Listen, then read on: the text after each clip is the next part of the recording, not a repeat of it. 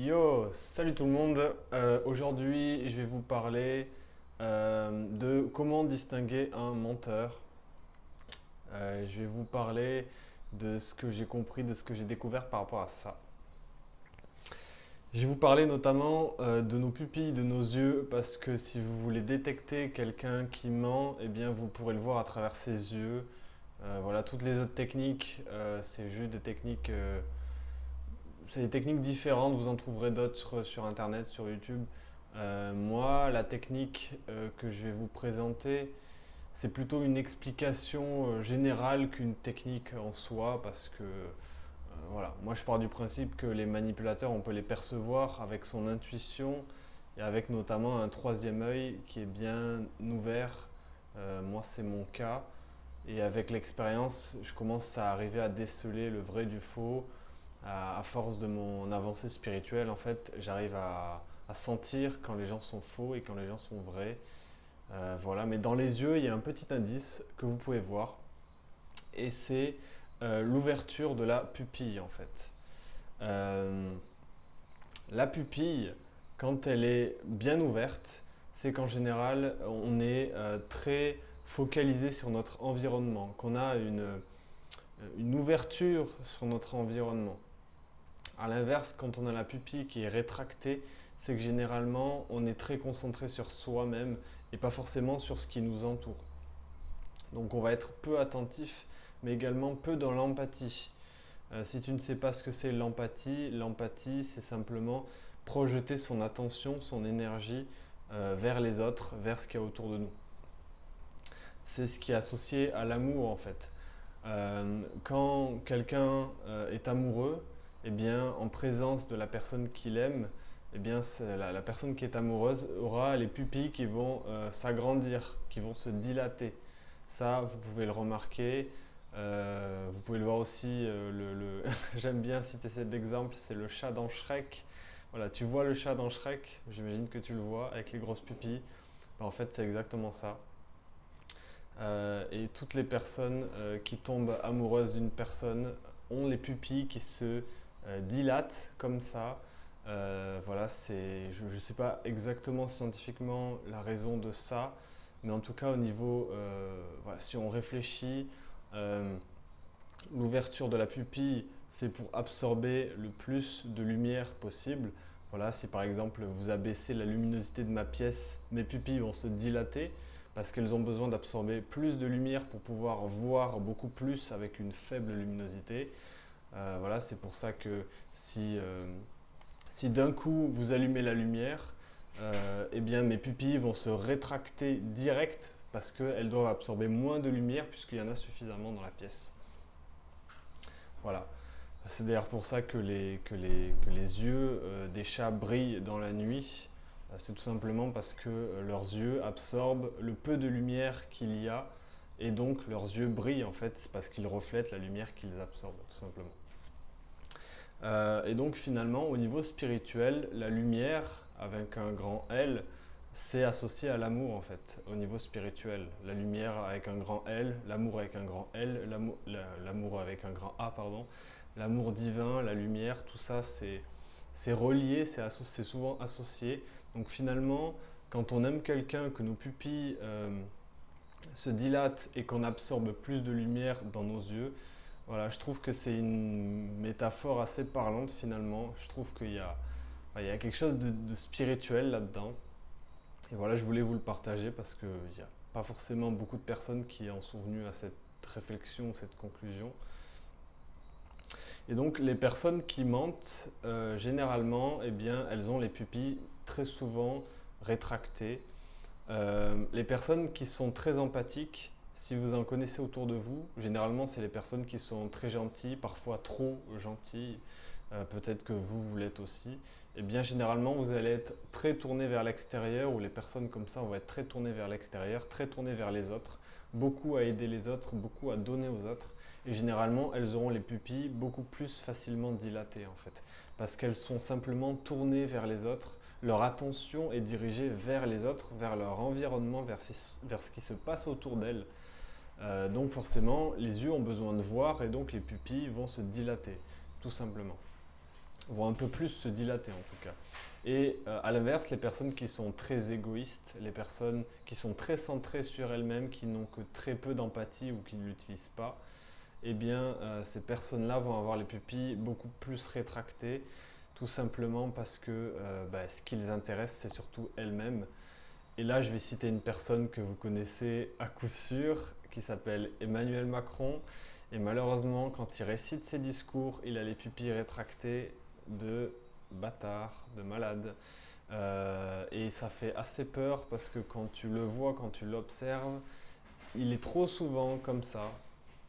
Quand il va parler aux gens en seul à seul, enfin quand il va parler aux gens, quand il va au contact des gens, c'est un peu plus différent. Mais bon, là, il joue un rôle, il joue un masque, ça se voit malheureusement. Ça se voit énormément de face, il joue un masque de dingue. Il joue le beau gendre en fait, il joue le gendre idéal en fait. Bon bref, je vais pas parler de Macron, on s'en fout, mais voilà, vous pouvez le voir comme ça, les menteurs, vous pouvez le voir comme ça, leur pipi est très souvent rétracté tout simplement parce qu'ils sont focalisés sur eux-mêmes, sur leurs intérêts propres et pas forcément sur ceux des autres. Sur ceux des autres, ça ne l'intéresse pas beaucoup en fait. Voilà, s'ils vont s'intéresser aux autres, c'est uniquement parce qu'ils ont quelque chose à y gagner en fait. Je relis mes notes pour savoir si j'ai pas autre chose à vous dire là-dessus. Comment distinguer un peu.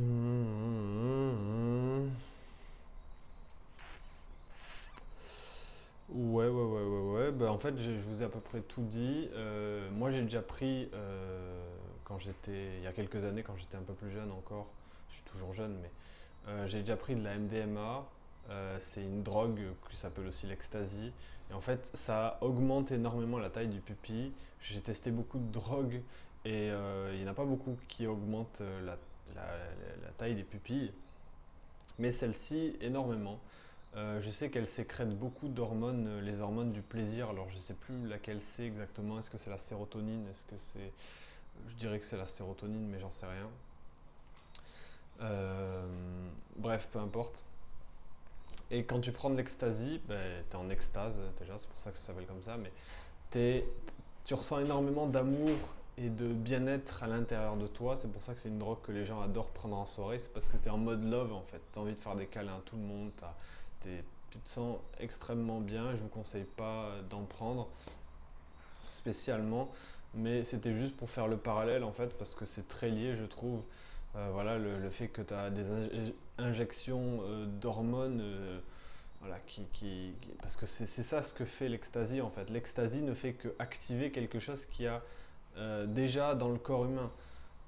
Souvent, les personnes pensent que c'est la drogue qui fait l'effet. C'est faux. La drogue, en fait, elle modifie un mécanisme du corps qui est à la base naturel, en fait. C'est-à-dire que c'est pas la drogue qui fait l'effet que tu ressens.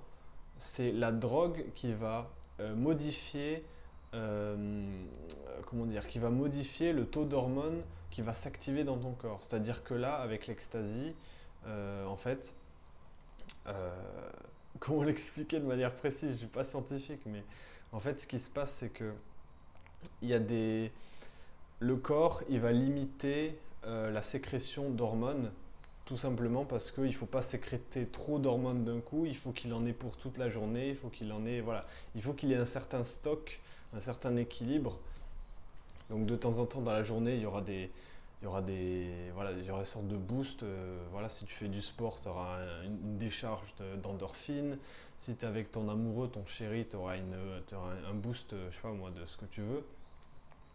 Voilà, quand tu vas t'endormir, tu as un boost de l'hormone du sommeil, là, je sais plus comment elle s'appelle. Ça commence par un M, je crois. Bref, on s'en fout. Mais bref, si tu veux, le corps, il est tout le temps en train de te faire des boosts d'hormones comme ça. Mais du coup, il ne doit pas t'en donner trop. Il doit t'en donner juste assez correspondant à ce que tu as besoin, à l'activité que tu fais, etc.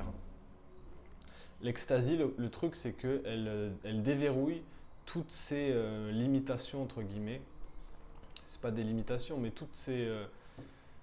bref, tous ces niveaux en fait, et du coup, elle en sécrète beaucoup trop. C'est comme si elle ouvrait les vannes au max, alors que normalement, le corps ne fait jamais ça. Le corps ne doit pas ouvrir les vannes à fond en fait, parce qu'il régule tout le temps. Et donc la MDMA dit non, moi je ouvre tout à fond, et du coup, pouf, t'as une montée d'hormones de fou. parce qu'en fait, il n'y a plus de, voilà, il y a plus de limitation. C'est comme l'alcool, hein. L'alcool, c'est exactement pareil. Alors l'alcool, je m'y connais pas trop, mais l'alcool, ça annule entre guillemets ou ça désactive certaines choses du cerveau, par exemple tout ce qui est associé à l'équilibre. Si vous pouvez avoir des pertes d'équilibre, c'est parce que le cerveau, enfin l'alcool va éteindre quelque chose du cerveau qui est lié à l'équilibre. Enfin voilà, c'est que des choses comme ça. Donc en fait, toutes les drogues viennent activer ou désactiver des choses qu'il y a déjà en nous en fait finalement. Et voilà, c'est important à comprendre parce que moi le jour où je l'ai compris, ça a changé ma vision des choses en fait. C'est-à-dire que c'est pas pour dire qu'il faut prendre des drogues et que c'est génial ou que c'est pas dangereux. C'est juste pour dire que c'est le corps qui crée ces sensations. C'est pas la drogue. La drogue, elle va enlever des limites du corps pour que ces effets-là soient très forts. Voilà. Après, avec l'ecstasy, le contre-coup, c'est que les effets vont être très difficiles après parce que comme il a épuisé tout son stock d'hormones, et bien après, il n'arrive plus à en sécréter d'autres. Et donc, au lieu de te sentir très bien, tu vas te sentir très mal parce qu'en fait, voilà, c'est comme si ce stock-là, il se vidait très progressivement dans la journée en temps normal et qu'avec l'ecstasy, tout se vide en 2-3 heures et puis après, tu n'as plus de batterie. Donc, tu es en mode, voilà, tu n'as plus de batterie, tu es éteint. C'est ce qui se passe. C'est que les jours d'après, tu deviens éteint et tu n'es pas forcément bien. Voilà, donc c'est pas. Voilà. C'est le contre-coup très négatif, mais bon, c'est normal. Et donc voilà, je voulais juste faire ce parallèle-là parce que voilà, les hormones, le bien-être, l'amour, la lumière, voilà, l'empathie, le fait de mentir et d'être égoïste, voilà, je trouve que c'est des opposés. C'est le blanc et le noir qui permet justement de comprendre comment les choses fonctionnent. Donc voilà, j'avais envie de vous expliquer ça dans cette vidéo parce que je sais que il n'y a pas forcément beaucoup de personnes qui auront fait ces liens-là. Voilà, moi j'essaie de partager sur ma chaîne des infos que vous n'entendrez pas forcément ailleurs. Donc n'hésitez pas à vous abonner, n'hésitez pas, bon, vous connaissez tout le tintouin, donc voilà, mais abonnez-vous surtout parce que j'ai besoin de gens qui s'abonnent à ma chaîne. Et puis voilà, passez une très bonne journée, soirée, semaine, voilà. À très bientôt.